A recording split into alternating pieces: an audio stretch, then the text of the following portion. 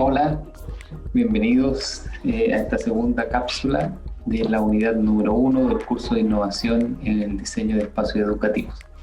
Esta segunda cápsula está referida a las normativas y guías de diseño en el ámbito de los espacios educativos. Para comenzar, nuestro temario va a estar centrado en primer lugar en detallar 3 grandes desafíos a los cuales nos enfrentamos respecto al diseño de los espacios educativos. Y luego, cómo a través de distintas acciones, ya sea de la normativa, las guías y obras, se ha podido ir dando solución a estos desafíos planteados. El primer desafío tiene que ver con la innovación pedagógica. Algo vimos acerca de este tema en la primera cápsula. Debemos transitar desde la educación del siglo XX, más bien centrada en los alumnos, a otro tipo de educación que enfrente los desafíos de la cuarta revolución industrial, a la cual hoy día nos enfrentamos, la revolución de la inteligencia artificial, la automatización.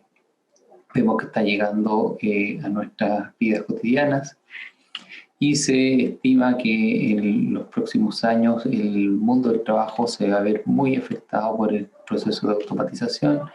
Se estima cerca de 73 millones de empleos que se perderían en Estados Unidos, producto de esta automatización, 120 millones en India y 236 millones en el caso de China. Para enfrentar este nuevo mundo del trabajo se requiere de desarrollar nuevas habilidades, las denominadas habilidades del siglo XXI, que tienen que ver con el pensamiento crítico, la colaboración, el trabajo en equipo, la comunicación, la creatividad. Habilidades que no pueden ser reemplazadas por las máquinas. Y lamentablemente en Chile estamos, respecto a la OECD, estamos en una situación muy desventajosa. Aparecemos en el último lugar respecto del desarrollo de estas habilidades blandas, de curiosidad, creatividad, pensamiento crítico. Y lo que es más preocupante es que además en los jóvenes vulnerables la situación es aún peor. El 62% de los estudiantes tiene un nivel bajo el 2, lo que significa que muestra graves deficiencias en su capacidad de trabajar en equipo.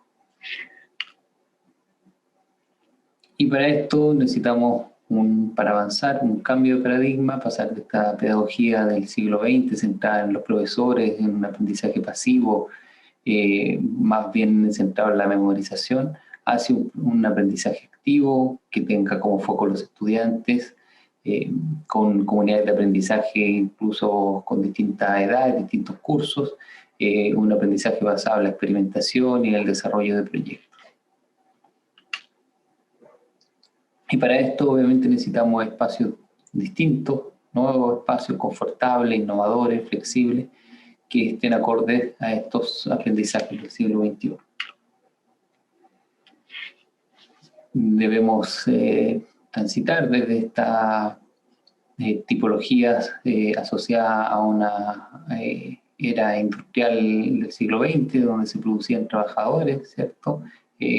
Como en una producción en serie, hacia esquemas que estén más bien relacionados con la formación de ciudadanos, ¿cierto? Para esta nueva era postindustrial, con espacios mucho más flexibles, abiertos, que permitan integración de distintos cursos, el movimiento de los alumnos dentro de distintas instancias de aprendizaje.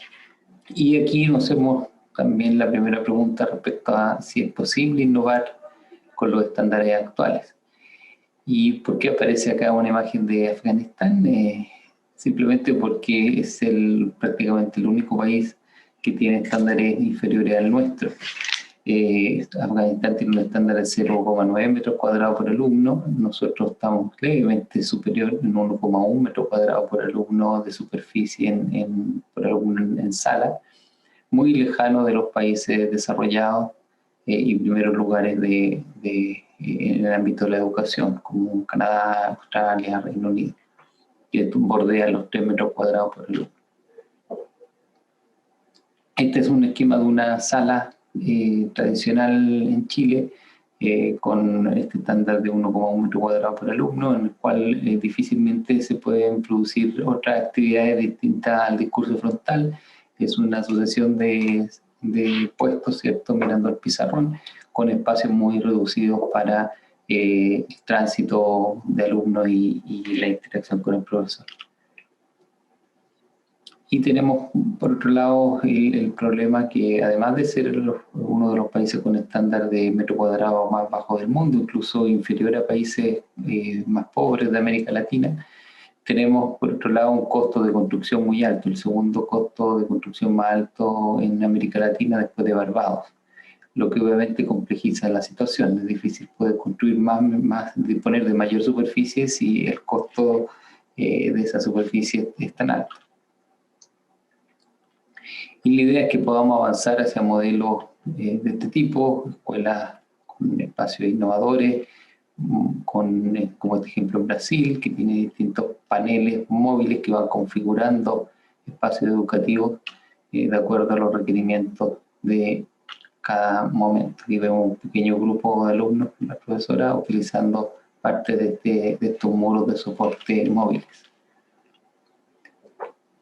Acá vemos otro ejemplo en Australia, la Escuela Santa María de la Cruz, una escuela basada en una planta libre con distintos rincones o instancias, pensando en actividades como el arte, la investigación, el trabajo en equipo.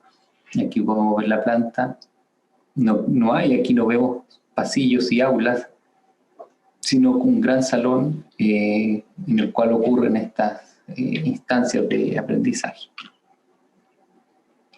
Y esto también se puede lograr en edificios existentes, como este ejemplo en Rhode Island, en Estados Unidos, en el cual de un esquema, ¿cierto?, de pasillo central y doble crujía con aula a cada costado, se pudo remodelar, rehabilitar el espacio en base también a una lógica más bien de planta abierta y estas instancias de aprendizaje.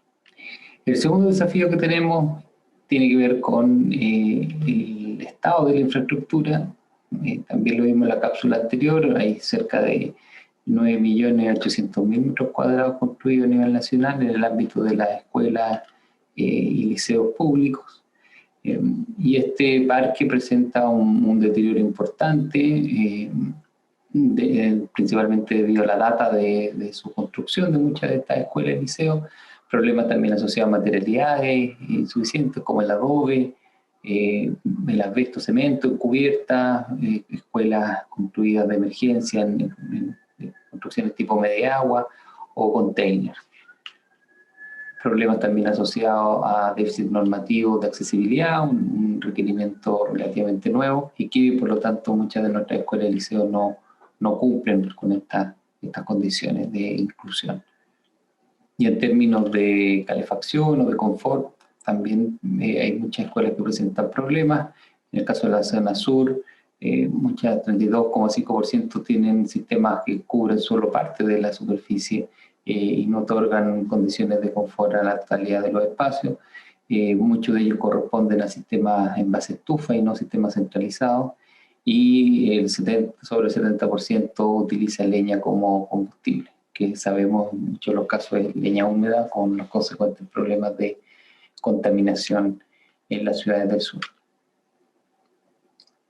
Y bueno, tenemos una gran variedad geográfica, ¿cierto?, de norte a sur, y muchas tipologías que se repiten, no haciendo una distinción necesariamente del contexto climático del lugar, como la tipología de la sociedad constructora de establecimientos educacionales de los años 60, 60, 65, y que por lo tanto presenta también un tremendo desafío respecto a poder recuperar esta infraestructura y habilitarlas con estos nuevos principios, estas nuevas consideraciones.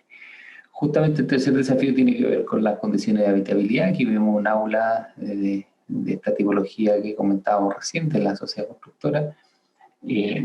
No es el aula del octavo C, sino que 8 grados la temperatura que se midió como condición interior en invierno. Obviamente una situación, una temperatura muy alejada a lo que se puede considerar como un confort óptimo para un proceso de enseñanza-aprendizaje. Y últimamente esto ha tenido repercusiones, las comunidades están cada vez más empoderadas y obviamente reclaman por estas condiciones insuficientes. Se han realizado numerosos estudios y mediciones al respecto y esta evidencia también que nuestras escuelas y liceos presentan graves problemas, principalmente respecto a condiciones de ventilación, malas condiciones de calidad del interior, con concentraciones de CO2 que superan los valores recomendados, y así también problemas de temperaturas interiores, sobre todo en la zona centro-sur del país.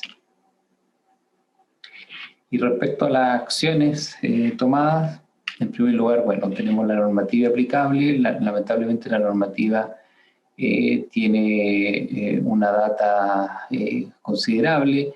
En primer lugar, básicamente son 7 cuerpos normativos que están descritos, la totalidad normativa que aplica en el caso de las escuelas y liceos. El primero es la Ordenanza General de Urbanismo y Construcción, específicamente el capítulo 5 de la ordenanza. Como sabemos, bueno, ha tenido distintas actualizaciones, pero en general el cuerpo básico de este capítulo 5 se ha mantenido sin alteraciones ya desde hace varias décadas. El segundo cuerpo normativo es el decreto 548 del Ministerio de Educación, que establece requisitos que deben cumplir los establecimientos educacionales para obtener el denominado reconocimiento oficial, ¿cierto? Ser reconocidos como cooperadores de esta función educacional del Estado. Y establece distintos estándares respecto al número de recintos que debe contar una escuela, exigencias también asociadas a condiciones de confort, de seguridad y otras. Y el tercer cuerpo normativo, si lo vemos en orden de relevancia, es el decreto 289 del Ministerio de Salud, que establece ciertas condiciones sanitarias mínimas en los establecimientos educacionales. Esos tres, yo diría, son la parte central de la normativa, que se complementa además con otras normas, tanto del Ministerio de Educación como del Ministerio de Salud, que están referidas a temas más específicos como las normas de integración, ¿cierto? Asociadas a inclusión, otros requisitos asociados al reconocimiento oficial, específicamente en el nivel parvulario, o en el caso de los decretos de salud, el decreto 977 y el 594, que están asociados a exigencias para las áreas de preparación de alimentos, y otras exigencias también relacionadas con lugares de trabajo, dotaciones mínimas de servicio higiénico para profesores y profesoras, etc. Uno de los principales problemas que presenta nuestra normativa tiene que ver con una dispersión de los temas, como vimos recién, intervienen normativas del Ministerio de Vivienda, Ministerio de Educación y Ministerio de Salud. Y sumado a esto, la verificación del cumplimiento, ¿cierto?, de la exigencia de esta normativa se hace en distintas fases del proyecto, lo que también obviamente genera dificultades. Hay normativas que se verifican previa a la construcción, que sería lo lógico, que básicamente es la Ordenanza General de Urbanismo y Construcción, que se verifica al momento de solicitar un permiso de edificación. Pero todo el resto de las normativas, las del Ministerio de Educación como las del Ministerio de Salud, se revisan post-construcción. Y obviamente es muy difícil poder actuar bajo hechos consumados, con los edificios ya construidos, con la presión de incluso alumnos matriculados. Muchas veces se hace vista gorda de alguna de las exigencias, producto de que la inversión, ¿cierto?, la construcción ya está ejecutada. Entonces vemos aquí dos problemas. Por un lado, la dispersión de la normativa, que hay distintos entes con distintos criterios, distintos ministerios, ¿cierto?, actuando, y por otro lado también en distintas fases de la construcción de estos edificios. Y otro aspecto también que quisiera destacar, deficiencias básicamente respecto a la normativa, tienen que ver con las condiciones de confort. Las condiciones están establecidas en el decreto 548 y en la ordenanza. condiciones muy básicas son las que se fijan. Por ejemplo, en confort térmico se habla de temperaturas de 12 y 15 grados como condiciones de confort, lo que obviamente está muy alejado a condiciones reales, ¿cierto?, de confort térmico. En confort acústico no existe ningún tipo de exigencia. En calidad del aire solo se establecen 2 renovaciones por hora. Y en el caso de iluminación, estándares bajísimos asociados solo a aulas, específicamente 180 lux en las zonas de estudio. Aquí justamente hay un gráfico que nos muestra la comparación de distintos niveles de iluminancia, de lux exigidos por normativas internacionales, y vemos que Chile aparece también ahí en uno de los lugares más bajos con esta exigencia de 180 lux en aula, muy lejano de los valores en general. El promedio a nivel internacional habla de 300 a 400 lux como exigencia básica en aulas.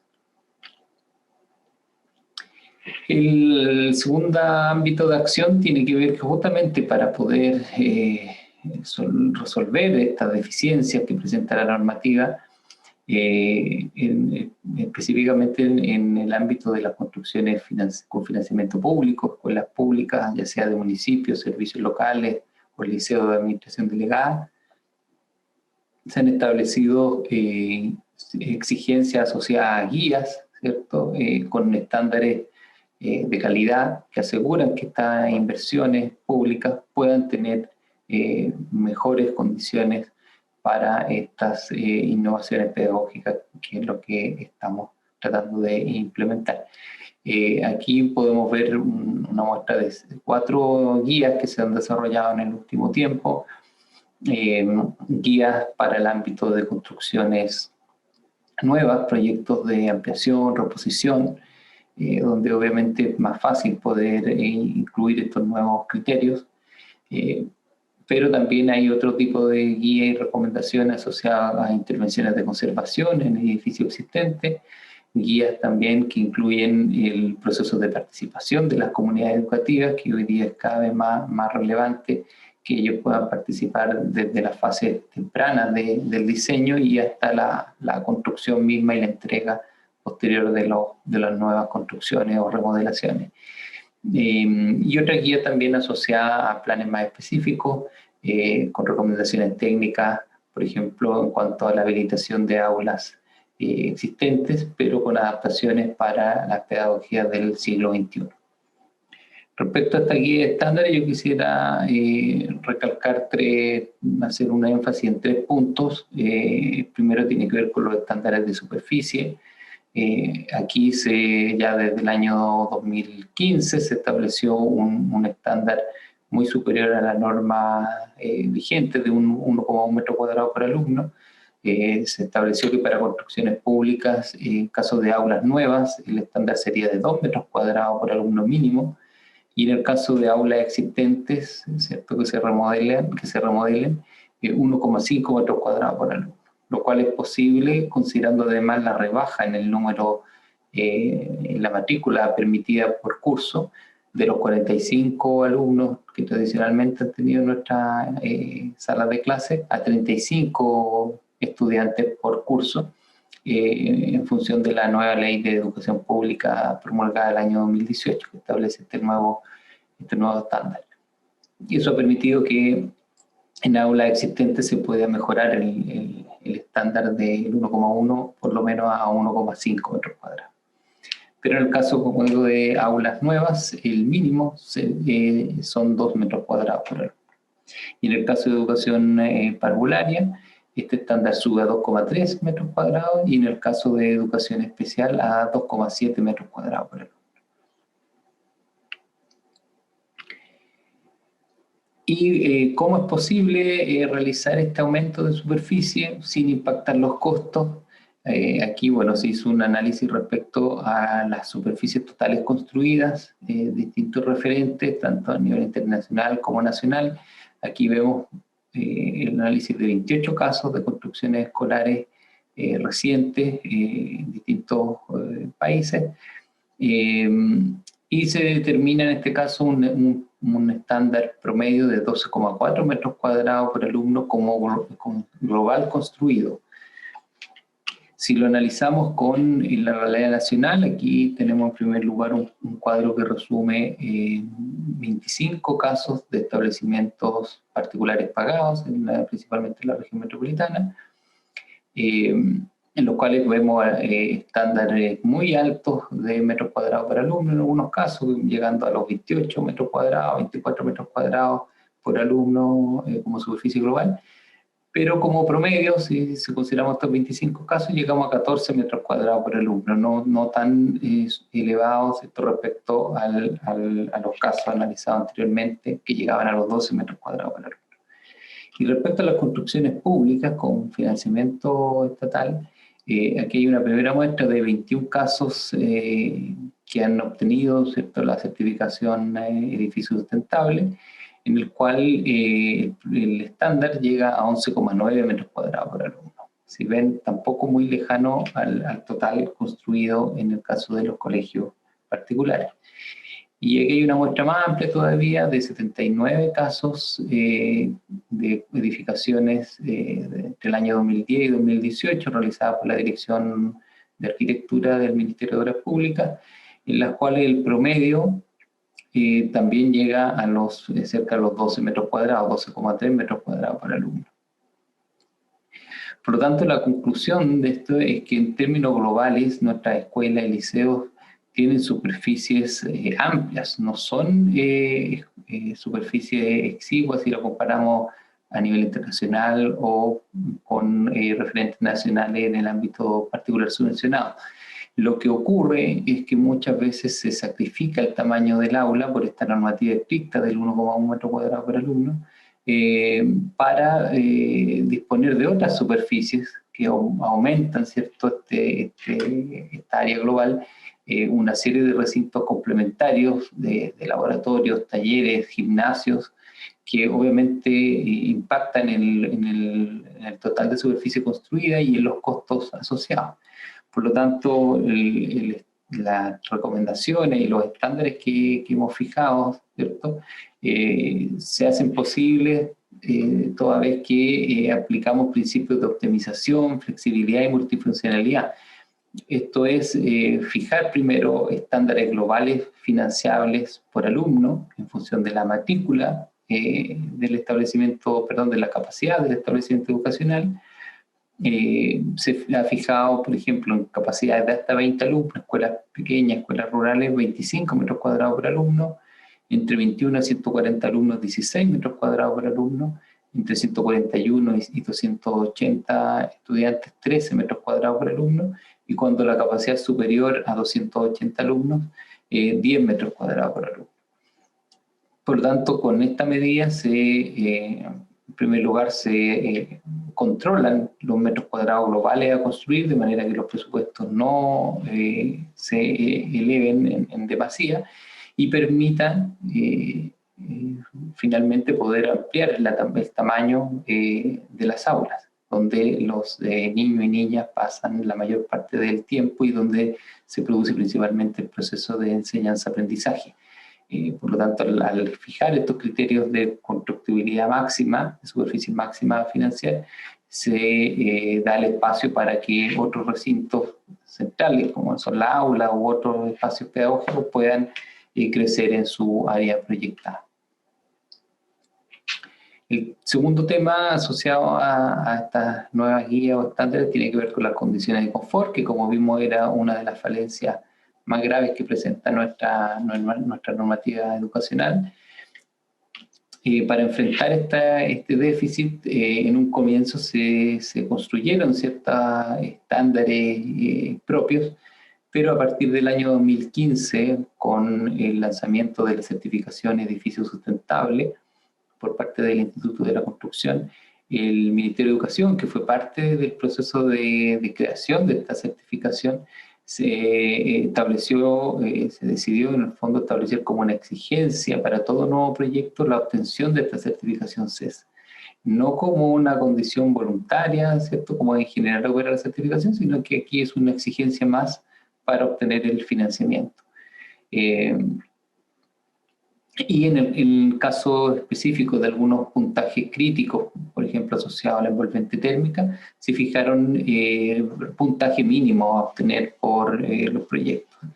Esto ha permitido que hoy en día el sector de educación sea uno de los principales usuarios del sistema CES, y además en los últimos 3 años de premiación, ¿cierto?, de los mejores proyectos certificados, se hayan destacado casos de edificaciones escolares.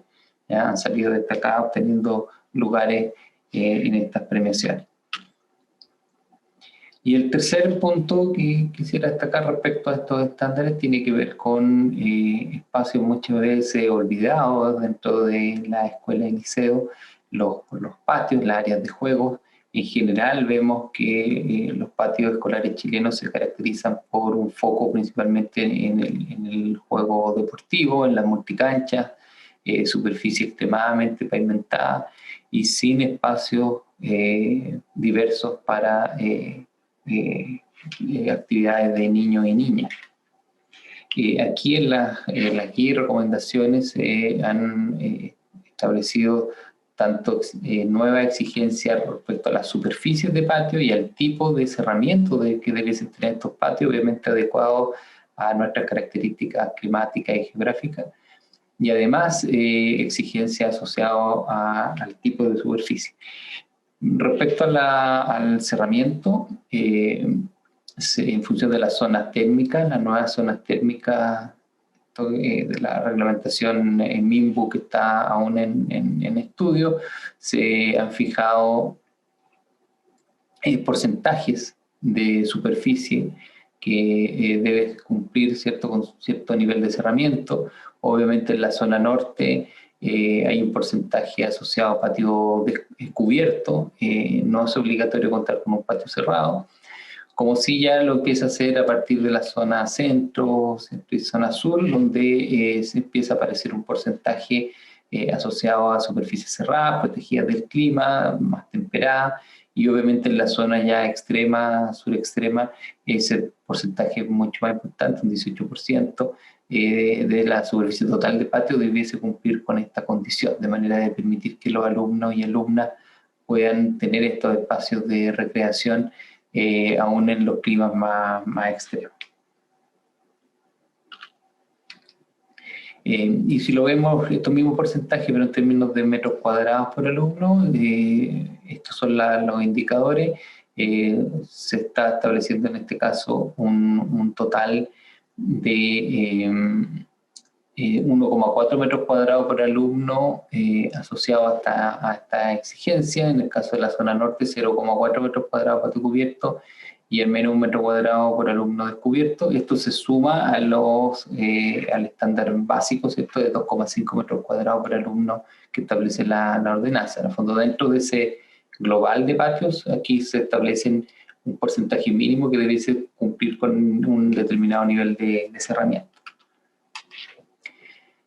Y adicional a esto se han establecido también estándares asociados a la renaturalización de los patios, que también tiene un sentido pedagógico, a reconectar a los niños con la naturaleza. Esto puede jugar un importante rol pedagógico, ecológico, sobre todo en el escenario actual, ¿cierto?, de cambio climático, crisis climática. Hay un sentido de formación, ¿cierto?, de las nuevas generaciones con esta conexión mucho más directa con la naturaleza. Se promueve además la implementación de juegos no estructurados, no los típicos juegos, ¿cierto?, que vemos en plaza o en los mismos patios escolares, sino que juegos que dan múltiples posibilidades, que desarrollan mucho más habilidades dentro de el cerebro de los niños y niñas, ya, al dar estas múltiples posibilidades. Y además se promueve la utilización de distintas superficies, sobre todo para evitar la pavimentación excesiva que afecta la infiltración del agua lluvia, generan también problemas de fenómenos de isla de calor en el verano, ¿cierto? Por lo tanto, se promueve que no repitamos en el fondo el diseño tradicional de los patios con estas multicanchas asfaltadas o cementadas que ocupan prácticamente el 100% de la superficie de los patios. Y finalmente, para mostrar algunas aplicaciones de estos nuevos estándares, una pequeña muestra de proyectos. El primer caso ubicado en la región metropolitana, el Centro Educativo Eduardo de la Barra, en la comuna de Peñalolén, es un complejo educativo que atiende los niveles de educación parvularia, básica y media. Obtuvo obviamente la certificación CES, en este caso 56 puntos, muy por sobre el mínimo, ¿cierto? Que son 30 puntos para obtener la certificación. Aquí vemos una imagen del edificio ya terminado. Y en este caso se aplicaron los nuevos estándares de superficie de 2 metros cuadrados por alumno, 35 con un costo global de construcción, en este caso 35 por metro cuadrado, y con todas las consideraciones de confort interior, confort acústico, calidad del aire, térmico, visual, que asegura la certificación CES. El segundo caso es la Escuela Roberto White, ubicada en la comuna de Palena, en la 10ª región, en el sur de Chile. En este caso también es un complejo educativo que atiende los 3 niveles, desde párvulo a educación media. El anteproyecto fue desarrollado por el equipo del Ministerio de Educación y luego el diseño por Massman Arquitectos. Se privilegiaron en este caso el diseño desde su base tiene medidas enfocadas en la eficiencia energética, en favorecer la fachada norte, tiene una doble fachada con efecto invernadero para precalentar el aire, lo cual además es apoyado por intercambiadores de calor que están ubicados en cubierta. Aquí veo una imagen más cerca de esta fachada. Y ahí podemos ver una imagen interior de una de las aulas. La biblioteca, el gimnasio, construcciones también con materiales sostenibles, en este caso de madera laminada. Y aquí también se pudo aplicar algunos conceptos innovadores respecto al diseño de los servicios higiénicos. Son servicios higiénicos que tienen un área abierta, mixta, y ahí se minimiza en el fondo el sector de baños más privado, de manera de una solución que se ha aplicado en otros países, en Irlanda, en Reino Unido, para disminuir los eventos de bullying, de violencia escolar. Y este es el primer caso en Chile en que se está aplicando este tipo de diseño. Aquí vemos un tercer caso de una escuela rural en la comuna de Gorbea, en la 9ª región, también con una obtención de certificación CES, una escuela que tenía condiciones muy precarias, construcción de madera, y esta es la escuela actual, en la cual se privilegian estos principios de flexibilidad, de apertura. Hay un gran espacio central que tiene múltiples funciones, sirve de patio como uso principal, pero además de comedor en la hora de almuerzo, colación, e incluso como espacio educativo, porque la aula que está a un costado tiene paneles móviles que permiten abrirla y generar una gran expansión, ¿cierto?, a este espacio central. Aquí vemos una imagen del aula y el panel móvil. Un principio similar tiene esta otra escuela, la Escuela Petronila Payaleo, en la comuna de Los Sauces, también con un espacio central que sirve de comedor. Esta es la escuela original, también en condiciones muy precarias, con circulaciones abiertas, obviamente con ninguna consideración al clima de la zona. Y este es el patio actual, el patio central, donde podemos ver estos mesones que se se pliegan en el fondo y se guardan. Cuando es necesario utilizarlo como comedor, se utiliza este equipamiento y luego da paso al área abierta para juegos o incluso como área pedagógica. Ya vemos también una imagen de interior de una de las aulas. Otro caso en la novena región, la escuela Estación Torten en Theodor Schmidt. En este caso, una foto durante la construcción, tiene también estrategias de eficiencia energética, unos muros trombe, efecto invernadero en uno de los sectores de la escuela. Pero lo que me interesa es que interiormente tiene una propuesta bien innovadora que tiene que ver con un gran espacio abierto que se configura en base a muebles, a especie de paneles móviles que permiten en el fondo configurar este espacio educativo de acuerdo a los requerimientos del momento. Ahí vemos una imagen durante la construcción y aquí ya prácticamente terminada. Y estos principios, estos estándares también los hemos tratado de llevar a construcciones existentes, estas construcciones que son mayoritarias en nuestro país, de la sociedad constructora, el modelo de prefabricado en marcos de acero, que está presente en prácticamente todas las regiones de Chile, con los sabidos problemas especialmente de habitabilidad.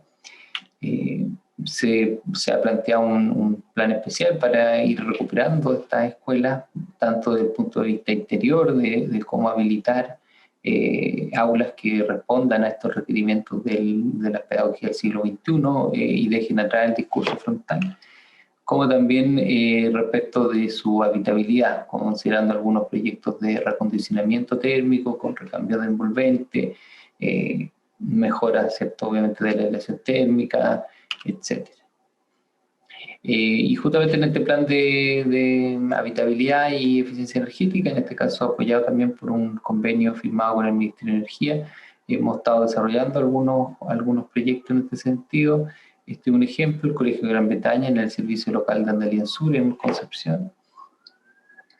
Una construcción de los años 60, muy deteriorada, sin ningún tipo de aislación, edificio de hormigón armado, marcos de fierro con vidrio simple, y se desarrolló un proyecto que considera, por un lado, el cambio de envolvente, algunas medidas de control solar, con protecciones solares, y además otro de los principios que contienen estas guías asociados, por ejemplo, a la habilitación de estos espacios con distintas áreas de juego, distintas instancias, mejoras interiores también respecto al mobiliario y habilitar estas aulas existentes para las pedagogías del siglo XXI. Este proyecto está ya con recursos adjudicados y pronto a su ejecución. Y para finalizar, una reflexión de John Dewey, que nos dice: si enseñamos a los estudiantes de hoy como enseñamos a los de ayer, les robaremos el mañana.